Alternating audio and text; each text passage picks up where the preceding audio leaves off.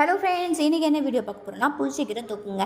நேற்று ஹஸ்பண்ட் வாங்கி வந்து எனக்கு இது செஞ்சு கூட எனக்கு ரொம்ப பிடிக்கும்னு சொன்னார். ஓகே, இன்றைக்கி செஞ்சிடலாம்னு சொல்லிட்டு எல்லாமே ரெடி பண்ணி வச்சுட்டேங்க.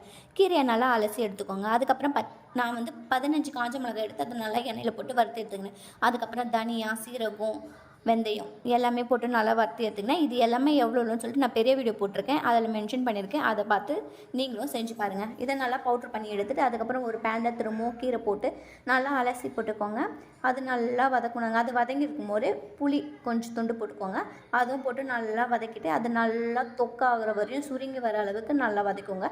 நல்லா தொக்கை வந்து அதை நல்லா அரைச்சி எடுத்துக்கோங்க. அதுக்கப்புறம் திரும்பவும் பேன் வச்சு அதில் எண்ணெய் ஊற்றி கடுகு, பூண்டு, காஞ்ச மிளகாய் இதெல்லாமே போட்டு அதை நல்லா வதக்கிட்டு அதுக்கப்புறம் நம்ம அரைச்சி அந்த பேஸ்ட்டை தூக்கி அதில் போட்டு நல்லா கலரிடுங்க.